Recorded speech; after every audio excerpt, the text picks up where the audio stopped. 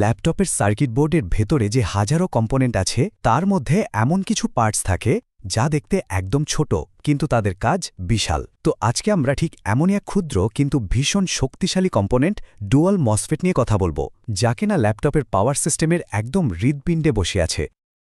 আচ্ছা, এরকম কি কখনো হয়েছে যে ল্যাপটপটা বেশ ভালোভাবেই চলছিল কিন্তু হঠাৎ করে আর চালু হচ্ছে না, চার্জার লাগিয়েও কোনো সাড়া নেই? এই যে একটা হতাশাজনক পরিস্থিতি, এর পেছনে কিন্তু প্রায় একটা ছোট্ট ইলেকট্রনিক পার্টস দায়ী থাকে যা একাই পুরো সিস্টেমটাকে থামিয়ে দিতে পারে। চলুন এই পুরো ব্যাপারটা ধাপে ধাপে বোঝার চেষ্টা করি। একেবারে পাওয়ারের রহস্য থেকে শুরু করে মসফেট জিনিসটা কি, এর সমস্যা আর সমাধান পর্যন্ত সব কিছুই আমরা জেনে নেব। চলুন তাহলে রহস্যের গভীরে যাওয়া যাক। ব্যাপারটা কি বলুন তো? অ্যাডাপ্টার থেকে ১৯ ভোল্টের পাওয়ার সাপ্লাই আসছে, কিন্তু মাদারবোর্ডে ঢোকার সাথে সাথেই সেটা 0 বা 0 হয়ে যাচ্ছে। এই যে হঠাৎ করে পাওয়ারটা উধাও হয়ে গেল, এর পেছনেই কিন্তু লুকিয়ে আছে আমাদের আজকের আলোচনার মূল চরিত্র।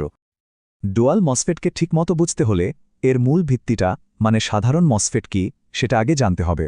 চলুন দেখে নিই এটা আসলে কি জিনিস আর কাজই বা করে কিভাবে। খুব সহজ করে বললে, মসফেট হলো একটা ইলেকট্রনিক সুইচ, কিন্তু অনেক ফাস্ট। এর প্রধান কাজ হলো বিদ্যুতের প্রবাহকে দরকার মতো চালু বা বন্ধ করা, অনেকটা আমাদের ঘরের লাইটের সুইচের মতো। কিন্তু পার্থক্য হলো এটা 1 সেকেন্ডে হাজার হাজার বার অন অফ হতে পারে। মসফেট মূলত দুই ধরনের হয়, এন চ্যানেল আর পি চ্যানেল। দুটো আলাদা আলাদা ভোল্টেজে কাজ করে। তবে এখানে আসল তথ্যটা হলো ল্যাপটপের মাদারবোর্ডে যে মসফেটগুলো থাকে তার প্রায় ৯০% হলো এন চ্যানেল।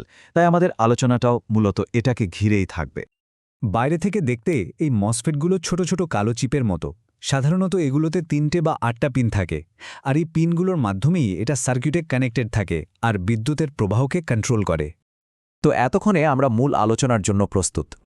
ডুয়েল মসফেট হলো আসলে সাধারণ মসফেটেরই একটা আপগ্রেডেড বা উন্নত ভার্সন, যা বিশেষভাবে এখনকার ল্যাপটপের জন্য ডিজাইন করা হয়েছে। এর নামটা শুনলেই কিন্তু এর কাজটা অনেকটা বোঝা যায়। ডুয়াল মসফেট মানে একটা চিপের ভেতরেই দুটো আলাদা মসফেটের শক্তিকে প্যাক করে দেওয়া হয়েছে। ভাবুন তো, একটা প্যাকেজের ভেতরেই দুটো সুইচ। কিন্তু প্রশ্ন হলো, কেন এই ডুয়াল মসফেট এত জরুরি? কারণটা হলো, এটা একদিকে যেমন অনেক বেশি কারেন্ট আর লোড সামলাতে পারে, তেমনি মাদারবোর্ডের অনেক মূল্যবান জায়গাও বাঁচায়। আজকের দিনের যে এত স্লিম আর পাওয়ারফুল ল্যাপটপ আমরা দেখি, তার পেছনে এর অবদান কিন্তু বিশাল। এই স্লাইডটা কিন্তু খুব সুন্দরভাবে দেখাচ্ছে যে প্রযুক্তি কতটা এগিয়েছে।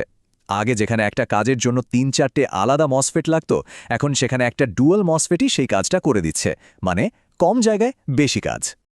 বেশ, তো থিওরি আলোচনা হলো, এবার চলুন একটু প্র্যাকটিক্যালি দেখি। একটা ল্যাপটপের মাদারবোর্ডে এই ডুয়াল মসফেটকে খুঁজে বের করতে হলে কোথায় দেখতে হবে?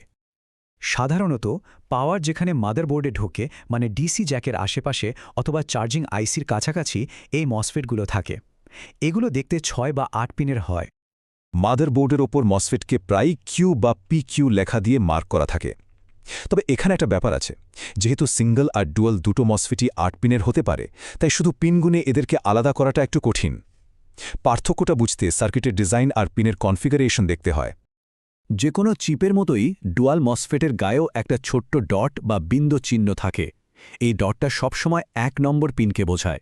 যখন এটাকে টেস্ট করা হয় বা পাল্টানো হয়, তখন সঠিক দিক বোঝার জন্য এই চিহ্নটা কিন্তু খুবই জরুরি। এখন আমরা চলে এসেছি সমস্যার একেবারে মূলে। আচ্ছা, এই কম্পোনেন্টটা যদি খারাপ হয়ে যায়, তাহলে ঠিক কি হয় আর এর লক্ষণগুলোই বা কী? এই সবচেয়ে কমন আর ভয়ঙ্কর সমস্যা হলো শর্ট সার্কিট হয়ে যাওয়া, মানে বিদ্যুতের জন্য একটা ভুল রাস্তা তৈরি হয়ে যাওয়া। যেমনটা সোর্সে বলা হয়েছে, পাওয়ার দেওয়ার সাথে সাথেই মসফেটটা শর্ট হয়ে যেতে পারে আর মুহূর্তের মধ্যে পুরো পাওয়ার সাপ্লাই সিস্টেমটাই বসে যায়।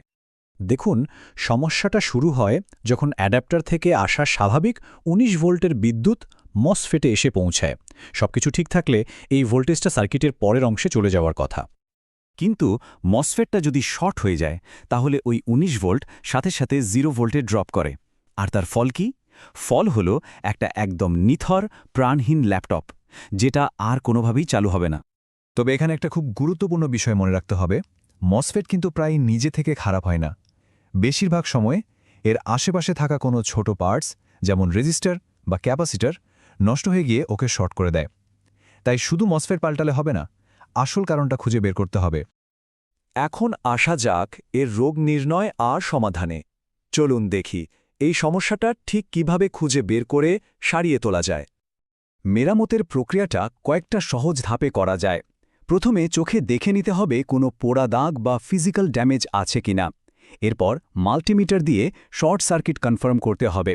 আর সবচেয়ে জরুরি ধাপ হল মসফেটটা পাল্টানোর আগে এর আসল কারণটা খুঁজে বের করা। তারপরই নতুন মসফেট লাগাতে হবে। সুতরাং পুরো আলোচনার মূল কথা হলো শুধু লক্ষণ দেখে চিকিৎসা করলে হবে না, রোগের আসল কারণটা খুঁজে বের করতে হবে।